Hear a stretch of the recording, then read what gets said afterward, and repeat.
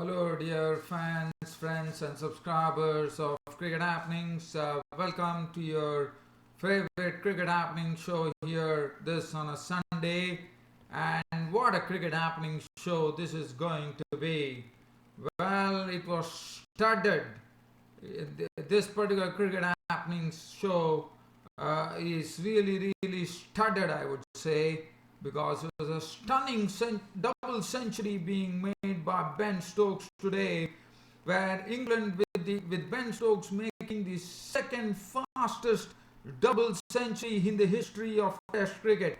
As just to pick your statistics here, Nathan Hassel of New Zealand, the former opener, was the one who cracked a double century of 153 balls against Australia, and today Ben Stokes stroked a double century of 163 balls, just 10 balls more than Nathan Hassel, but now the second fastest double century in Test cricket belongs to Ben Stokes of England, this very exciting all-rounder.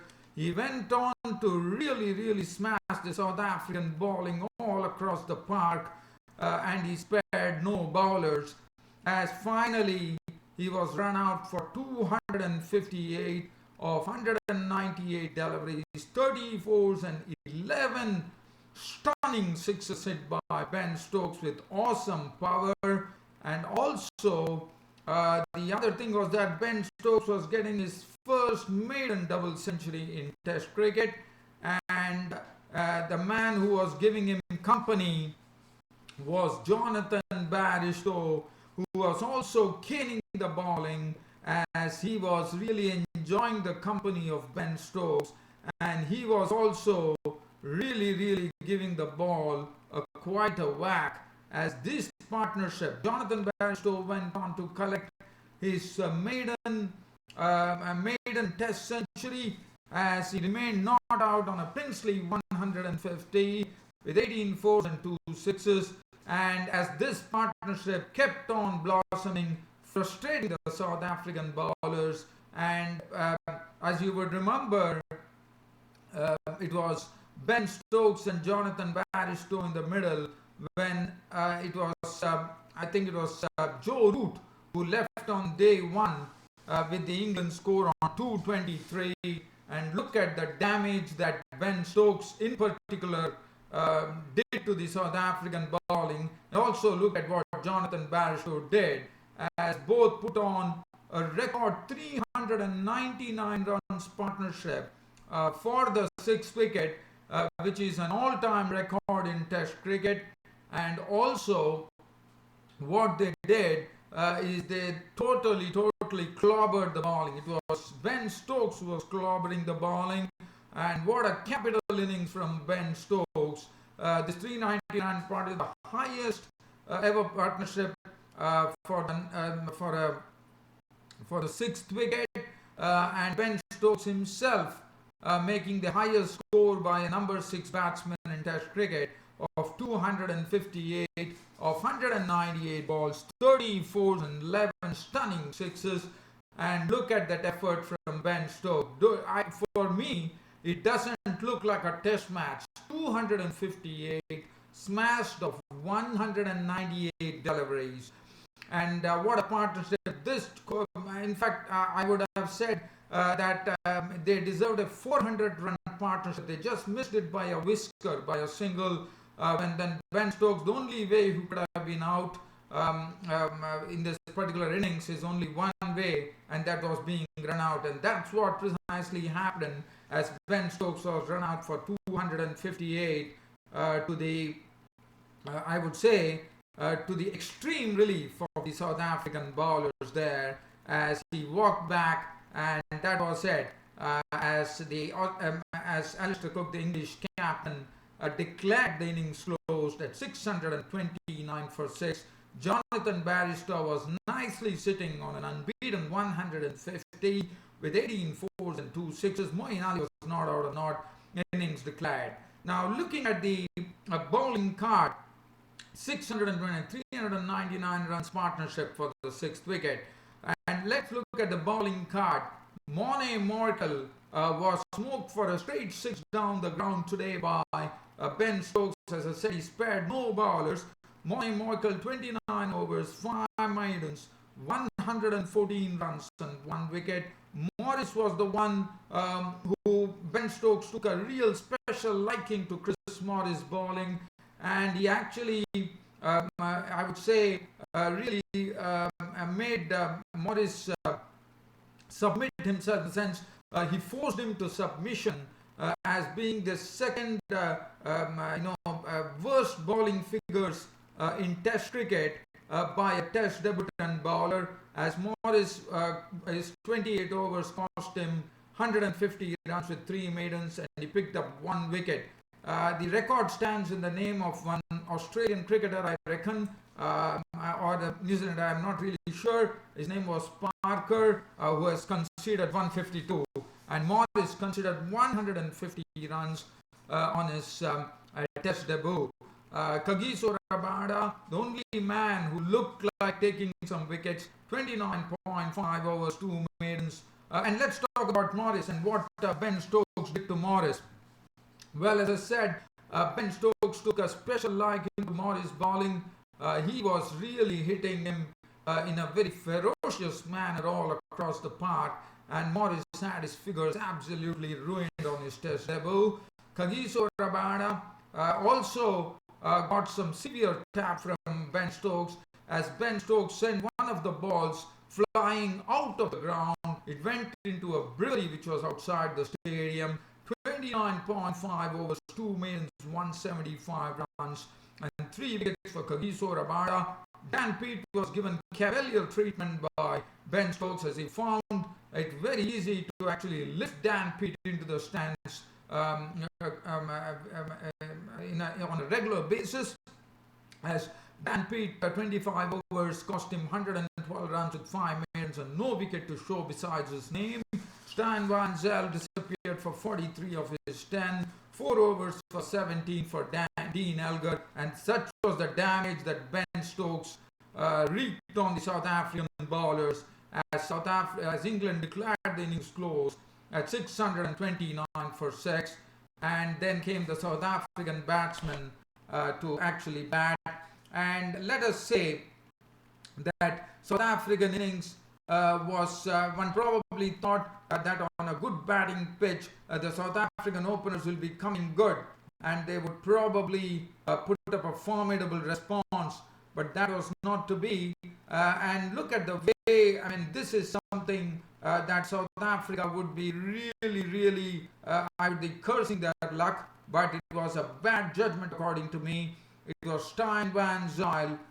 Dean Elgar had actually pushed the ball to the point region, and it was Stein Van Zyl who had taken off, and Dean Elgar was not responding at all. And Stein Van Zyl already facing a lot of flack for his batting. He was the only, I mean, as I said, to compound matters for South Africa, Stein Van Zyl was run out. Compton picking up the ball and relaying the throw to Barristow, who whipped off the bails. And Stein Van Zyl was walking, unfortunately, run out for 4, and not a happy beginning for South Africa, chasing such a huge total. And if you get your opener run out, you could really feel how it could be feeling in the dressing room. But Stein Van Zyl had to go, run out for 4. South Africa already into trouble at 7 for 1, as Hashim Amla, the out-of-form South African captain, walked in to join a very confident Dean Elgar at the crease. But today, what we saw from 7 for 1, there was a nice partnership that started, which had to repair the damage that was created by Stein Van Zyl's run out. And Hashim Amla today was looking more positive. What was good about Hashim Amla was that he ran into some form today, because one saw that his stroke making was getting perfect. He was blocking the ball well, he was leaving the ball well outside the off stump, and Hashim Amla definitely knows that it's a good batting pitch to bat on.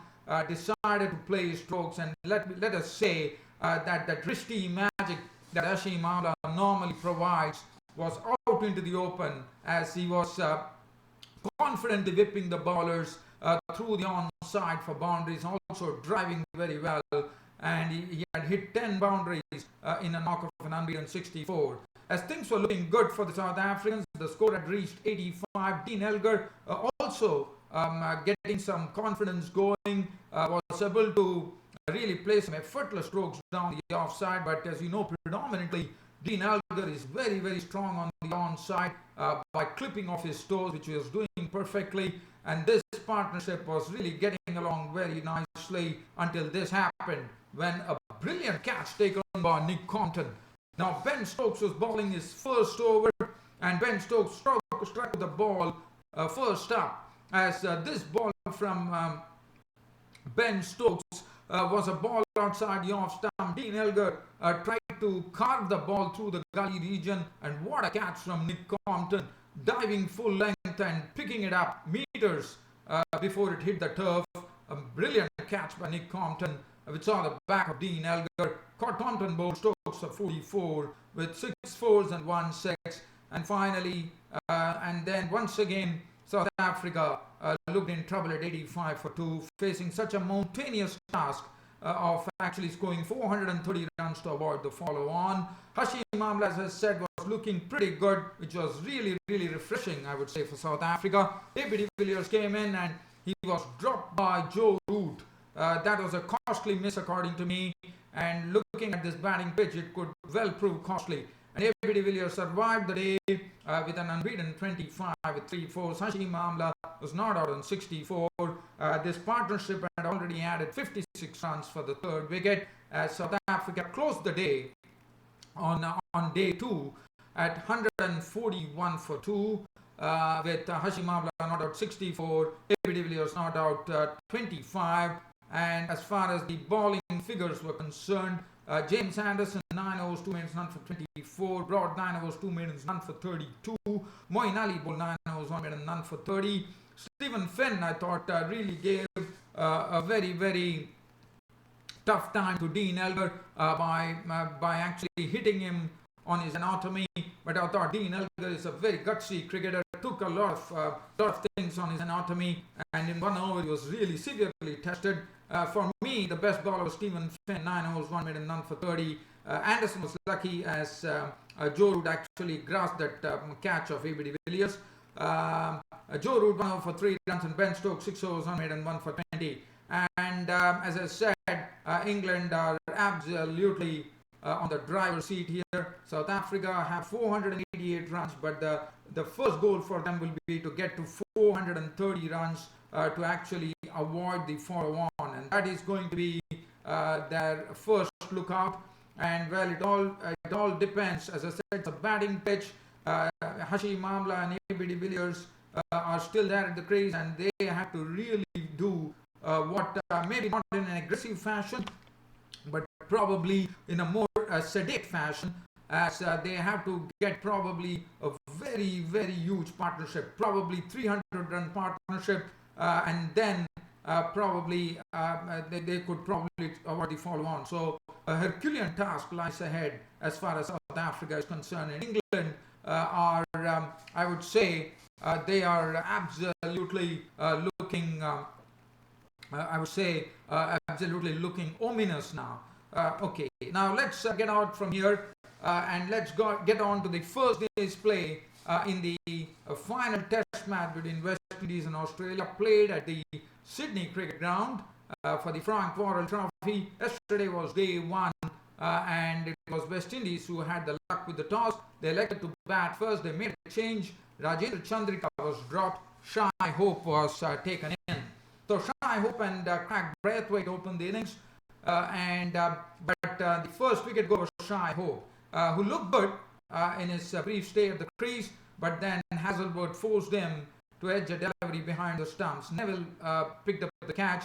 Shai Hope was gone for 9, 13 for 1, the West Indies. And then we saw a very good partnership which started, which really added some very good runs. I thought it was 91-run partnership between Craig Braithwaite, who was looking more confident, and he was playing in a very, very, I would say, mature fashion there, giving tremendous company to Darren Bravo there. Now, Bravo, we had some glimpses of strokes from Darren Bravo, which was particularly very, very pleasing to the eye, as there was some real grace in the stroke making that he was doing. As we all know, he has modeled himself on the great Brian Lara of the West Indies, and Brathwaite was also stroking the ball well. His defense was impeccable, and he was the one who was really giving hope to the West Indies as he started playing very well. But then Pattinson broke this stand when Darren Bravo, after making a very nice 33, was snapped up by Khwaja for the bowling of Pattinson for 33 with 6 boundaries, which made the score 104 for 2. And look at this, Marlon Samuels, who is really searching for dear form, and look at the way he got out.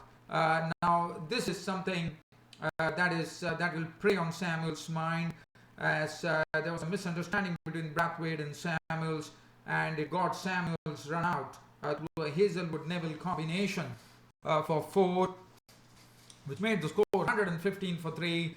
And Samuels was searching for form, has already lost his wicket, and this is not the way so as you say, when things go wrong for an out of form batsman, it goes horribly wrong, and that was Samuel's case, as he was run out for 4, 115 for 3. Blackwood came in, and it was Nathan Lyon who was really bowling marvellously at that stage.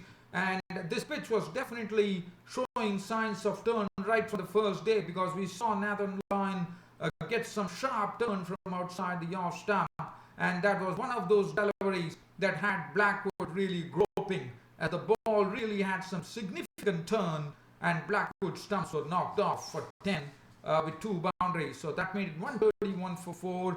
Brathwaite was still well entrenched at the crease as Dinesh Ramadhin came in and joined him, and Dinesh Ramadhin gave good company to Brathwaite, and both of them had actually pushed the score on by taking 26 runs, and they had taken the score on to 158, and that was the time Brathwaite, who was looking absolutely unshakable at the crease. Finally, it was that wicket that Australia were badly searching for, and they got it just before, not before close of play, 158, and Brathwaite was finally snapped up at the closing cordon by Smith off the bowling of Nathan Lyon, but not before Brathwaite contributed a neat 85 with 10 nice boundaries.